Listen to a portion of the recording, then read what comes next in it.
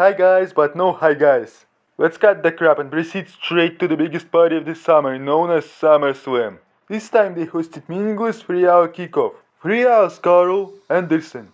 No matches whatsoever and this forever long pre-show, but after it ends we have 6 big title matches and 1 non-title grudge match. So it's time to grab it. But until then, this guy Jelly Roll sings his new awesome hit Liar. And right after him, official host The Miz sets the start. The first big title match for Women's World Championship, which Mommy Ripley eagerly wants to rip off of Liv Morgan's clutches. It looks and feels like Rhea just recklessly jumped into all of this and wants to get revenge here and now. But Liv looks confident and usually always has a plan. There was something smelly about this from the beginning. Once Liv got caught though, there was no saving for her from Rhea's wrath. Mommy unleashed stiff offense, making Morgan feel all the pain that she had coming for months. After Riptide to the turnbuckle and Ripley's attempt to hit another, Liv escaped, showing that she's got guts, not giving up yet. Then Liv drove Rhea shoulder first in the corner and Ripley set was out. That's where problems began for her.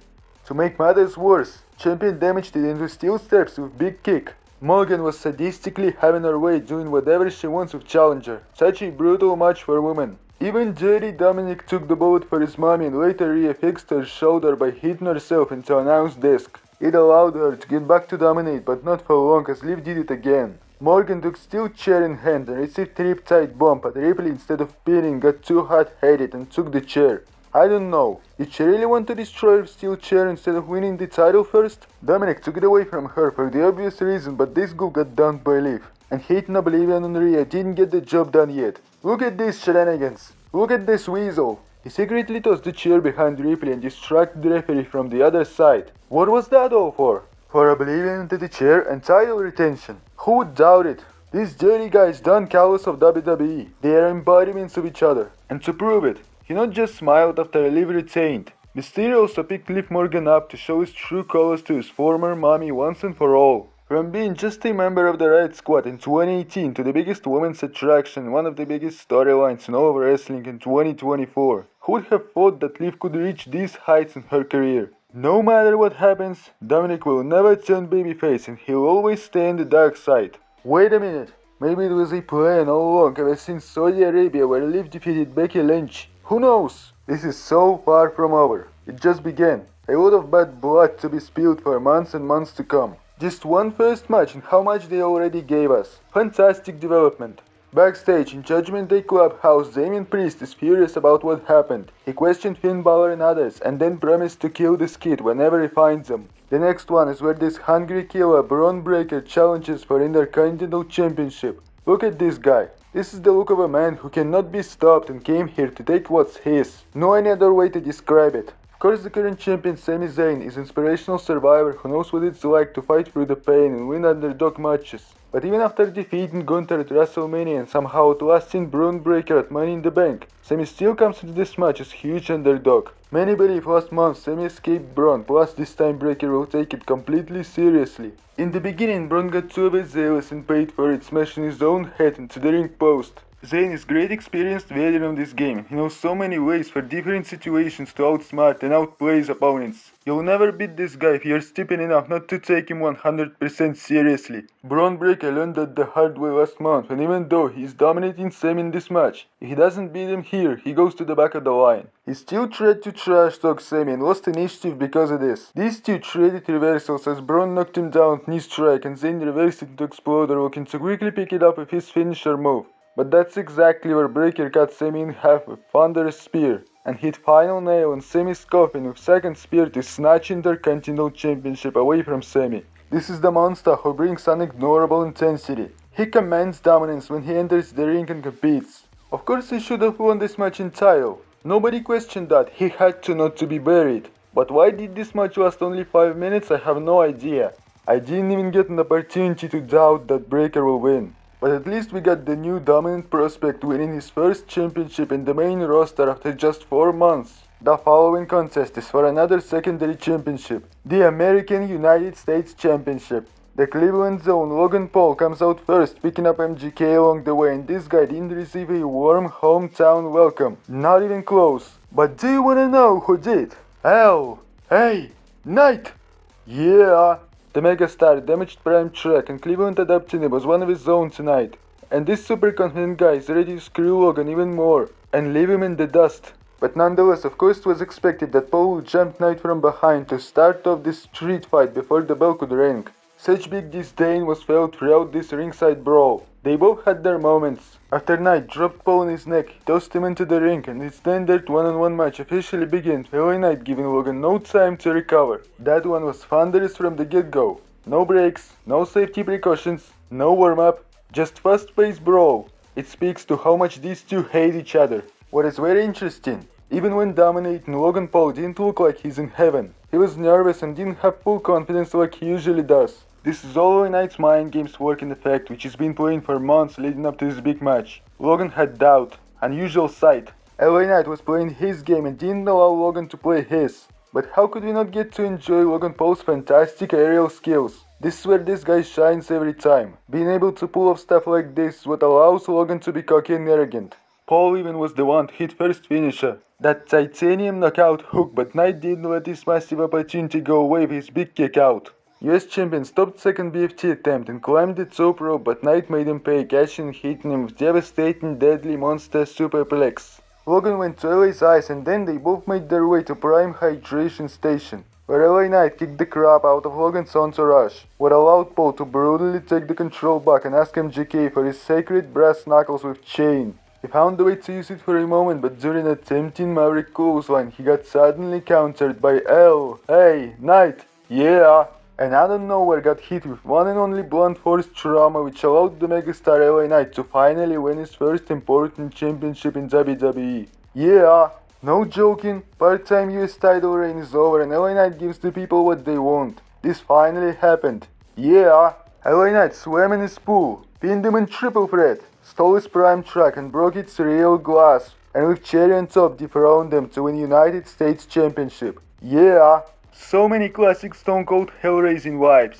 This is how you storm over your competition with no compassion. This is exactly what LA Knight is capable of when he has a purpose. Plus I gotta admit that this match was unpredictable in terms of winner. It could go either way. Logan Paul could easily retain, especially after losing so much lately. So this is not just super fan favorite winner, but also 50-50 winner, what makes it even more sweet. Yeah, the yeah era begins. Yeah. King Corbin and Apollo Crews were just doing their business as came in notice and created this anarchy. Who does this? Oh, Chase does. Up next, bone-breaking queen Nia Jax has pure destruction in her mind as she attempts to conquer proud champion Bayley. Current women's champion has nothing to lose. She has already created her legacy and punched her featured ticket into Hall of Fame by winning so many championships in different periods of times, proving her longevity. But when it comes to Nia Jax, she hasn't always been so dominant like she's been for this last year. She only won one women's title in 2018, and that's been it until now. She's in a must-win situation, needs to cash in on her dominance. They have history with each other and veteran Bayley knows how to deal with opponent that size. She's creative champion, but you cannot hide from Nia. She'll get you and have her way with you. You must weather the storm if you want to survive, but easier said than done. Some spots were stunning cool. Jax of all people doing backflip senton or Bayley lifting Nia on multiple occasions. Nia's offense led to successful annihilator and I thought only Rhea Bloody Ripley is credible of kicking out of it, but no. Bayley showed her veteran toughness by doing the same thing that only Rhea did before pushing her aside. I was shocked. Bayley also jumped aside for Jax to damage herself. This entire match wasn't lopsided at all. All we saw was back and forth in final moments. The biggest spot in all of this was that incredible powerbomb followed by diving elbow where Jax still kicked out. It was time for TV Time, who promised her queen Nia not to cash in, but it was obviously for her to take the bullet from Bayley. And Nia Jax capitalizing with pop-up powerbomb, another powerbomb, and two straight annihilators to finally get that long-eluded women's championship. All rise and bow down to her queen-turned-champion. It is natural culmination of her most dominant last year run. That was unavoidable. She's super credible monster among women. Nia accepted Tiffany to celebrate with her, which means that it was all planned to distract Bayley and it worked. It is a never seen before sight where champion and Money in the Bank holder are besties. Very interesting what will come out of all this. I think Nia now is the woman to beat, not Liv Morgan. The next big bout is long time coming super grudge match. The only non-title match this evening. And not to forget, with cherry on top, the special guest referee for the first time in his career, Seth freaking Rollins. The man who despises both participants of this one. Who are these participants already? The man who's mad at the entire world and always on the warpath. The Scottish psycho Drew McIntyre. The other guy is the man of the hour. The spotlight is always on him. Controversial Punk? CM Punk. I think Seth hates Punk way more than Drew, despite what some others say. Punk Rollins is more deeply personal than McIntyre Rollins. Think about this triple star power in this ring at the same time. A truly big time WrestleMania vibes. McIntyre injured Punk at the Royal Rumble, attacked him next to Raw and bragged about it. Punk answered by unleashing 4 different screw jobs, costing Drew the title, and then McIntyre ambushed Punk in Chicago and stole his sacred bracelet in the process. How can it become even more personal? It can't. This is it. The peak of personal grudge. Now they finally get the opportunity to legally beat the hell out of each other. Punk expectedly rushed a big attack on Drew, forgetting about all the rules, but Seth quickly reminded him and then Drew who's the law here. I gotta say I expected Drew to dominate due to his massive size advantage, but that was not the case because CM Punk managed to immediately use his mixed martial arts skills to great effect. This is classic singles match, but because the freaking Rollins referee, he allowed those two maniacs to do anything to each other by turning around cause no one wants a disqualification, including him. Seth doesn't care about any of these guys. He allowed them to get extreme, destroy and weaken each other because if these two main eventers eliminate each other, it will make Rollins' path to World Heavyweight Championship much easier. He understands it. Drew asks Seth to turn around, wanting to use steel chair to take out CM Punk for good, but Rollins kept some sense of sanity and didn't allow him to do so, what led to conflict between them. It was Punk's time to dominate with many think of beat MMA moves, and after locking in Anaconda by submission, his attention fell into that same bracelet on Drew's wrist, what cost him opportunity to win it here and now. As a result, he got his head claimed in but kicked out. Seth picked up the bracelet as a referee, so just when Punk wanted to deliver go to sleep, he let his emotions get the best of him, getting himself distracted onto it.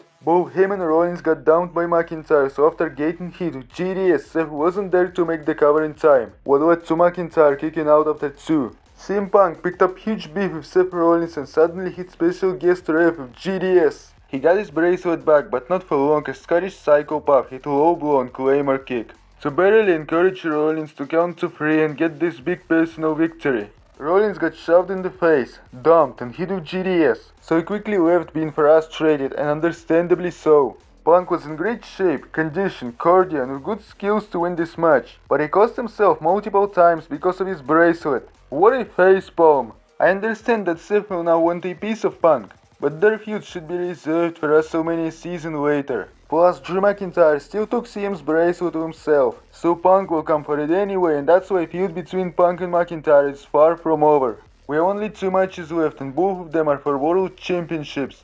And this penultimate one is of course for Raw's World Heavyweight Championship.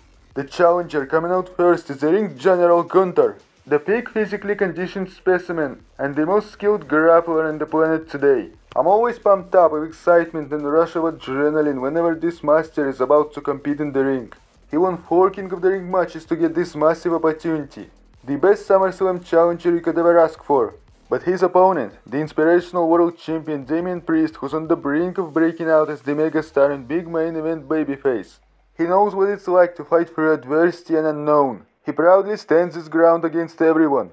He proved he is no transitional champion. They are both the most physical men on Monday Night Raw. Of course they started putting each other through striking hell right from the start, without slowing down. Back and forth, momentum swings all over the first half of the match. Either you watch it from distance or through a monitor, you can feel their strikes and chops. You don't want to be in that lion's den with them. Gunther's offense didn't work as effectively as it usually does. He was met by Priest's counter kicks and strikes multiple times, and trust me, those shots were lethal. A rare sight of Gunther struggling.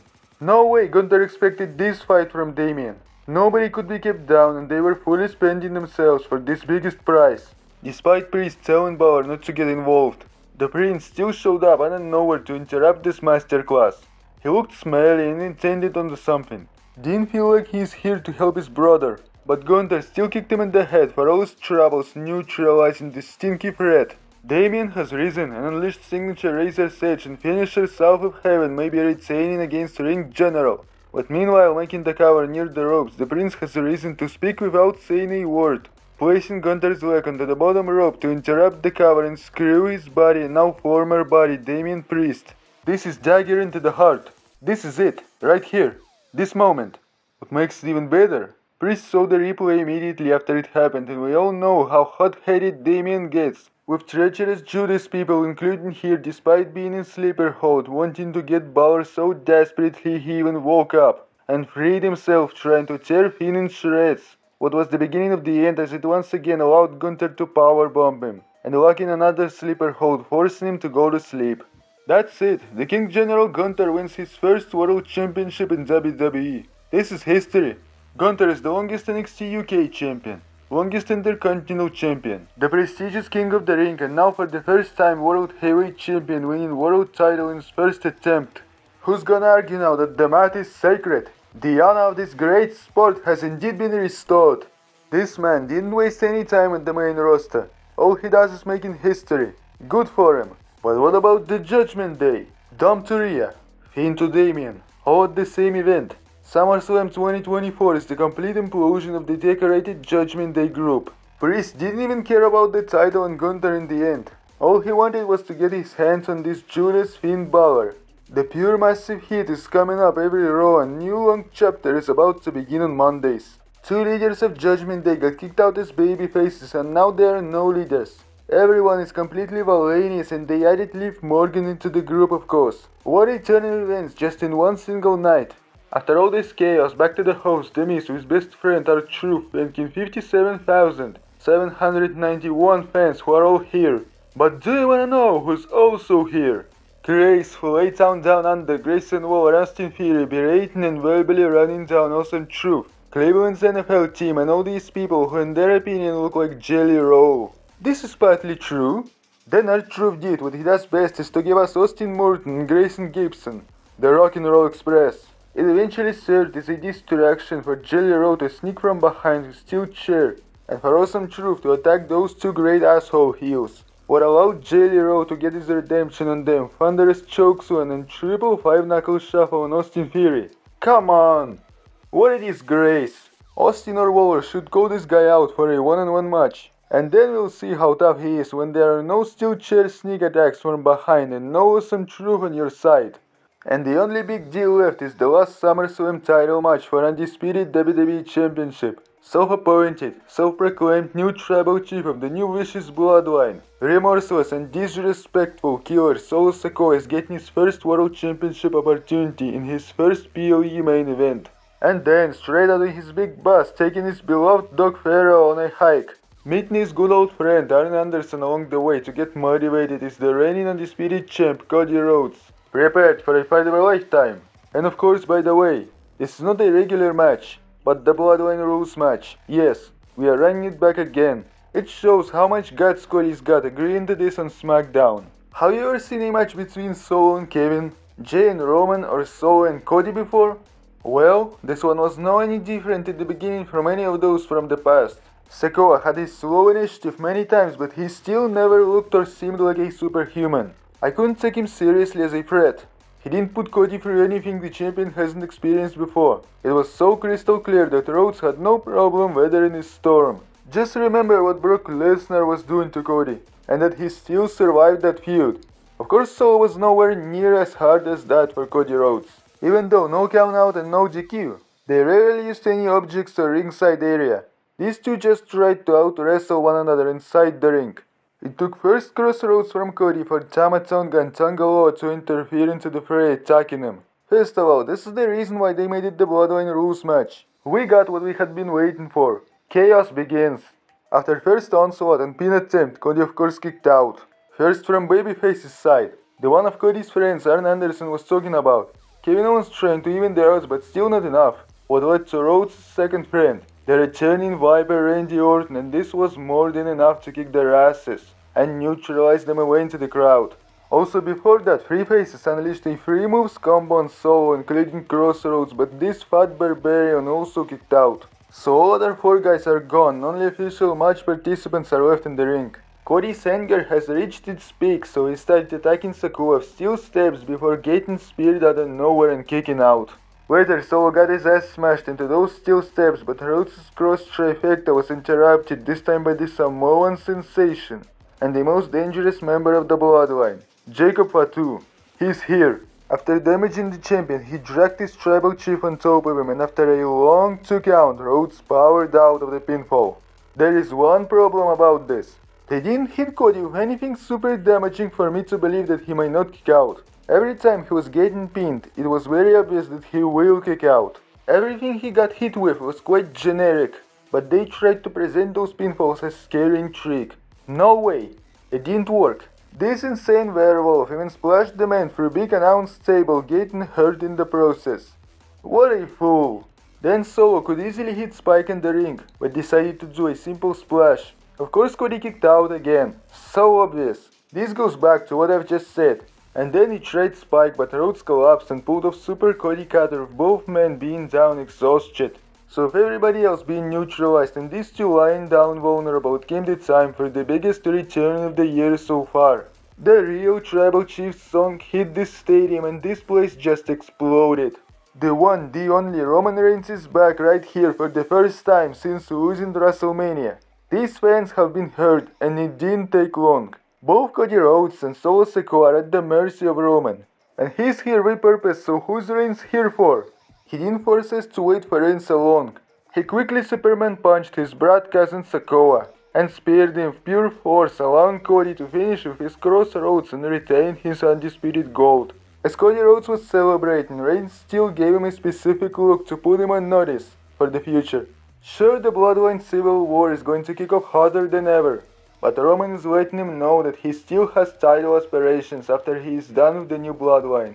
But that's a very big if, because for now Reigns will be stuck alone against four merciless animals. I'm very excited for each Friday forward. Also, this ODC on his new t-shirt means Original Tribal Chief, and that's what no one can ever take away from him. Not Solo, not anybody. Roman showed him that he's one step ahead with this one. This is the best SummerSlam I have ever watched, and there is nothing that can get in the way of this. Absolutely every match was solid and served a big purpose. There was no match just for a match. Not a single one. Unlike on many other premium live events before. And just think about it. 4 title changes in one night. Even WrestleMania can never say that. The landscape has changed strongly and in a good way. And meanwhile, I'm not thanking Cleveland, but Cleveland is thanking the WWE for this SummerSlam gift. I'll see you yesterday. And you can thank me later.